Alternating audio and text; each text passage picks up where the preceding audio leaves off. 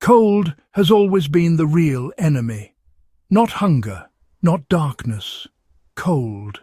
And, long before gas lines, radiators, or electric heaters, people figured out how to fight it using nothing but dirt, gravity, and moving air. Here's the secret. Most history books rush past. Some of the warmest homes on Earth were heated without burning piles of firewood inside the house. No roaring hearth, no constant fuel feeding, just smart airflow, hidden underground, doing the heavy lifting. This wasn't magic, it was physics mastered early. And once you see how it worked, modern heating starts to feel a little inefficient. Not every underground airflow system relied on fire. Some used the earth itself as the heat source. In parts of Europe, the Middle East, and Asia, builders dug long underground air tunnels that connected outdoor air to indoor spaces. These tunnels ran deep enough that the surrounding soil stayed at a relatively stable temperature year-round. In winter, freezing air entered the tunnel and slowly warmed as it travelled underground. By the time it reached the house, it was significantly warmer than outside. In summer, the same system worked in reverse, cooling incoming air. No fuel, no fire, just thermal balance. This technique appears in ancient Persian architecture, medieval monasteries, and even early 20th century rural homes. Different cultures, same physics. What made these systems powerful wasn't complexity, it was patience. Air moved slowly, heat spread gradually. Massive materials like stone and packed earth absorbed warmth and released it over time. This avoided temperature spikes and rapid heat loss. Modern heating often blasts hot air quickly and then shuts off. Ancient systems smoothed everything out. They also separated fire from living space.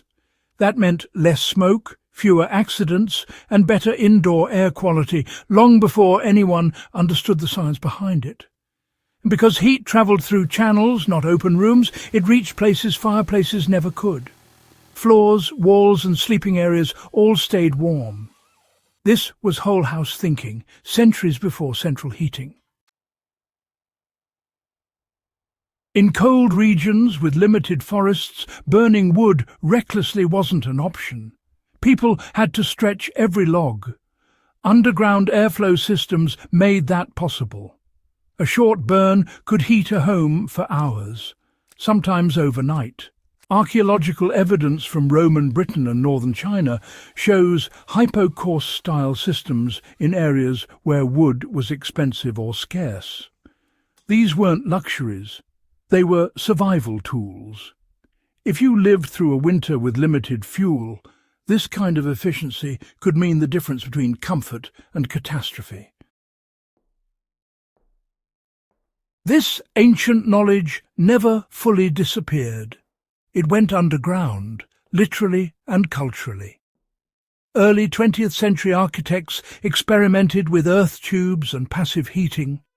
Some rural homes use crawlspace airflow to temper indoor temperatures. Modern, passive house design borrows heavily from these same principles. Thermal mass, controlled airflow, separation of heat generation from living space. The difference is that ancient builders learned through necessity. Modern designers rediscovered it through energy crises and rising costs. Same lessons, different century. Scaled-down versions are absolutely possible. Earth-coupled air intake systems still exist. Masonry heaters mimic the slow-release heat of ancient stone floors. Even simple underfloor channels can dramatically improve heat distribution when paired with a small stove. The key is understanding airflow and mass. Heat stored is heat saved. These systems aren't about speed, they're about endurance. And that's a mindset worth remembering. What makes this story powerful isn't the technology, it's the attitude behind it. Ancient builders didn't ask how to burn more fuel, they asked how to waste less. They shaped their homes to work with nature instead of overpowering it. They trusted the ground beneath their feet to help them survive the cold. That's not old-fashioned thinking, that's timeless thinking. And in a world rediscovering the cost of energy, it might be time to listen again. If you want more stories like this, where forgotten knowledge meets real-world survival, make sure you're subscribed to Legacy of Survival.